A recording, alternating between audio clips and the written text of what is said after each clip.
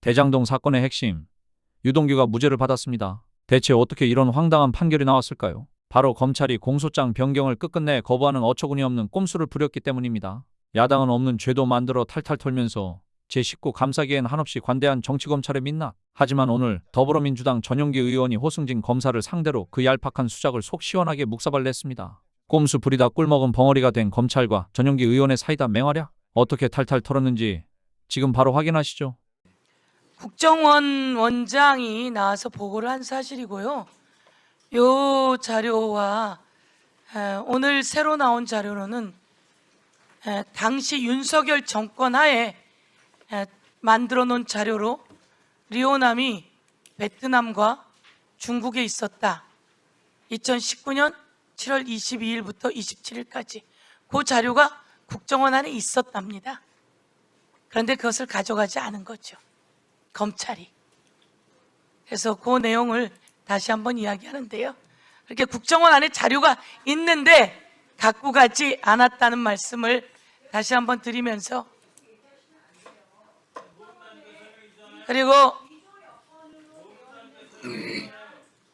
이 내용을 다시 한번 말씀드리면서, 당시 윤석열 정권이 만들어 정권하에서 국정원이 수집한 정보 자료랍니다.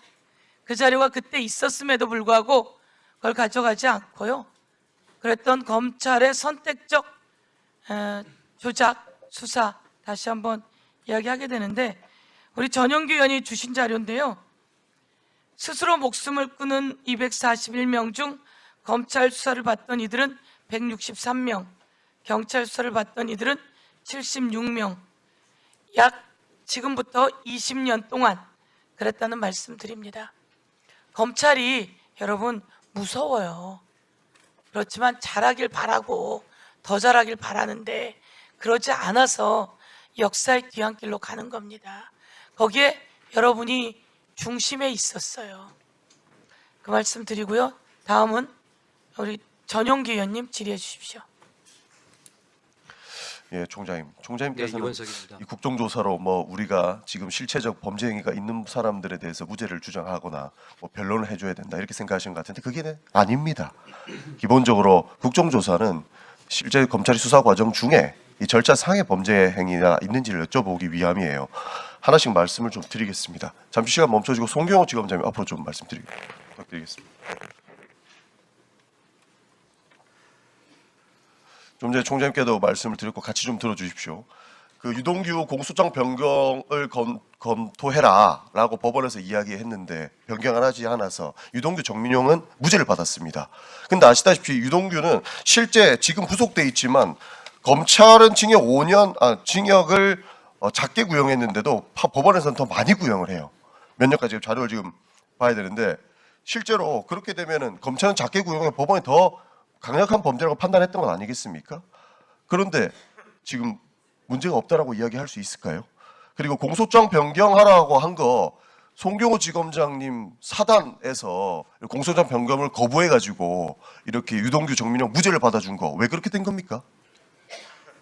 처음에 예. 유동규 전 본부장과 김용 부원장이 예. 서로 저희가 파악한 내용은 서로 이제 모의를 해서 유동규가 주도적으로 잠깐만 됐습니다. 너무 말 길게 할 것 같아서 그냥 말씀드리면 이거 왜 이 자리에서 밝혀야 되냐면요. 이거 호승진 검사가 거부한 거 아닙니까?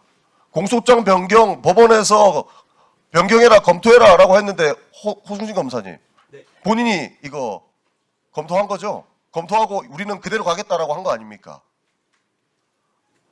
맞는지 아닌지만 말씀해 주세요. 네, 그렇습니다. 맞죠? 그렇죠. 네. 봐요. 그러니까 우리가 이 자리에 불러서 밝히는 거예요. 아니요. 송 지검장님 죄송합니다. 앞으로 한 번만 더 모실게요. 경위를 좀 아니요. 경위 필요 없어요. 그래서 무죄 기회를 받았잖아요. 말씀드리겠습니다. 무죄 받았고, 예, 무죄 받았고. 더 문제는 뭐냐면 그 50억 클럽 그거 곽상도 전 의원 1심 무죄 받은 거 아시죠? 그리고 지금 이번에 공소 취소 또 당했습니다. 그거 왜 그러냐면 50억 클럽 무죄를 딱 받으니까 국민들이 막 분노를 해요. 그러니까 송경호 지검장께서 나오셔가지고 이렇게 따단 이렇게 해서 강백신 검사 투입 이렇게 결정을 합니다. 그 강백신 검사가 특수통, 윤석열 특수통의 최고봉이니까 강백신 부장검사를 딱 투입하는데 강백신 부장검사가 뭐 하냐면 1심 무죄 받은 사건에 대해서 추가 기소를 해요. 동일 사건에 대해서 추가 기소를 범죄 수익 은닉죄로 합니다. 그러니까 법원에서 뭐라고 하냐면 판결문에 딱 적어놨어요. 이 부분 공소사실을 한꺼번에 다퉈줬어야 됐는데 왜 추가 기소해가지고 요건에 안 맞추냐. 이러한 사정을 형사법률 전문가인 검사일시 모를 리 없음에도 불구하고 이렇게 기소했다라고 하는 것은 특별한 사정이 있어 보이지 않고 위와 같은 검사의 기소는 공소권 남용에 해당한다라고 공소 취소합니다. 자기 마음에 들면 봐주고 공소장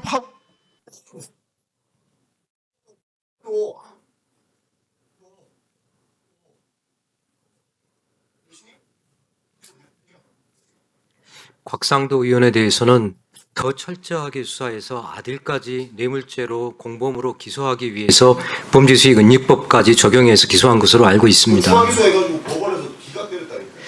그거 예. 예. 마무리하겠습니다. 네.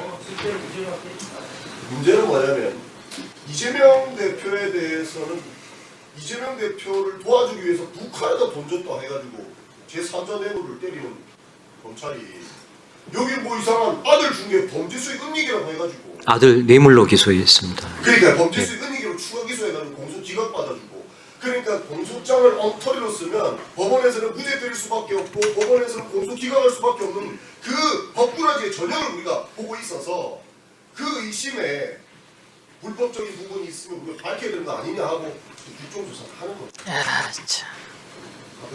곽상도 예, 수고하셨습니다. 의원에 대해서 오히려 곽상도 의원 측에서는 지금 가혹하게 다음은 처했다라고 김동화 의원 주장하고 질의해 있는 걸로 압니다, 의원님. 네. 그거는 뭐 봐주려고 한 게 아닙니다. 저희들 입장에서 그렇습니다. 다 봐주셨구만요. 아유, 좀 인정할 건 좀 인정하십시오. 우리나라에서 50억 받고 무죄 참나. 있어요. 네, 간사님 말씀. 그만하세요. 50억인데 뇌물이 무죄 나와서 저희들도 굉장히 당황스러웠습니다. 그러니까 잘못한 거죠. 아니 50억을 가지고 무죄가 나오는 게 말이 됩니까? 50억에 대해서 뇌물로 기소를 했는데 법원에서 무죄 판결 나와서 김동화 의원 질의해 주세요. 자, 질의 들어가기 앞서서 아까 그 호방건설 김은정 증인의 증언을 들으니까 서울신문과 호방건설이 전혀 관련이 없다라고 했습니다. 이 부분 확인하기 위해서 서울신문 회장 김상열 회장과 호방건설 김성규 회장 증인으로 추가 신청할 테니까 꼭 좀 받아주시기 부탁드리겠습니다. 네, 시간 멈춰주시고 정순욱 증인 나오시기 바랍니다. 정순욱입니다. 네, 증인 이재명 경기도지사 시절 비서실장으로 근무하셨죠? 네, 2년 6개월 동안 비서실장 근무했습니다. 네, 법인카드 사건 관련 질의하겠습니다. 증인 이재명 법인카드 사건 관련해서 당시 비서실장이라는 이유만으로 기소당하셨죠? 네, 전혀 그 증거가 한 건도 없는 상태에서 기소가 됐습니다. 네, 법카 사건 진행 경과 한번 보겠습니다. 이 PPT 띄워주시죠. 네, 2022년 2월 국민의힘은 당시 민주당 대선 후보였던 이재명 후보를 고발하게 됩니다. 그러나 윤석열 정권이 들어선 후 경찰은 대대적인 압수수색과 전방위 수사를 했으나 전혀 증거를 발견하지 못하고 결국 배모씨만 송치하게 됩니다. 그리고 이재명 당시 대표에 대해서는 불송치 결정을 하게 됩니다.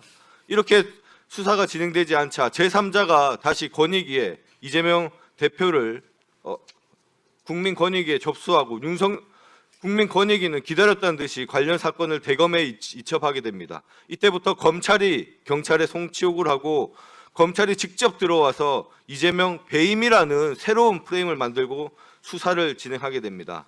당시 정말 많은 대규모 압수수색을 진행했는데 증인 역시도 압수수색 당하셨죠? 제가 2024년 1월 1일자로 광명 부시장으로 부임을 했는데 광명시와 전혀 상관없는 상태에서 2월 달에 압수수색이 들어왔습니다.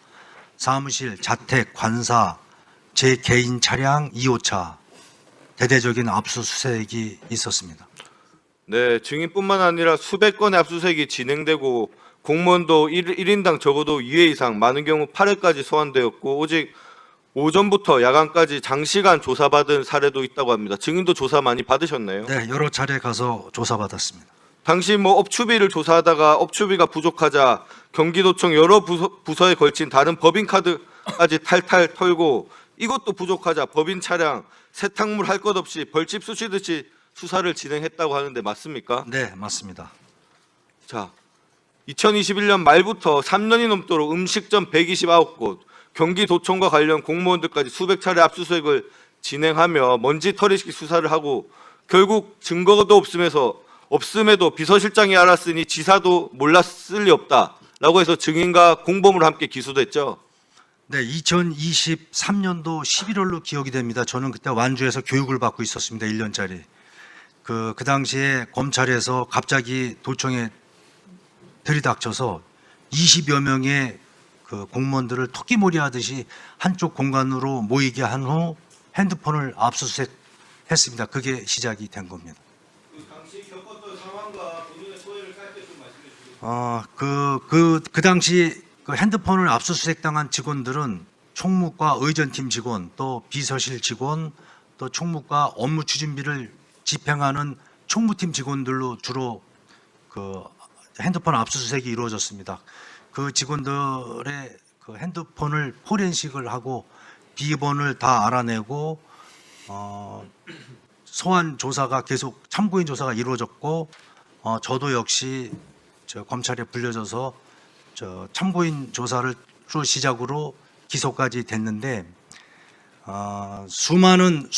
수천 건 수만 건의 텔레그램과 카톡을 다 확인을 했음에도 불구하고 비서실장이 지시를 했거나 보고를 받았던 단 한 건의 그 증거도 나오지 않았고요. 더더군다나 저는 이렇게 반문하고 싶습니다. 대한민국의 어떤 도지사가 샌드위치를 갖다 줘라, 과일을 갖다 달라 이런 말씀을 하시는 도지사가 있을지 그게 정말 지금도 의문스럽고요. 정말 안타까운 건 그 당시 지사님을 모시고 근무했었던 직원들이 정말 그 자랑스러운 마음, 프라이드를 갖고 일을 했는데 그 조사가 이루어진 후에 저는 그 정말 가슴이 아팠습니다. 그 지금도 심리 치료를 받고 휴직을 하고 그런 직원들이 있습니다. 지금 그런 직원들이 아직까지도 그 트라우마에 그 힘들어하는 것을 보면서 정말 직업 공무원이 희생이 되는 일이 다시 되풀이되지 않았으면 하는 그런 말씀을 드리고 싶습니다.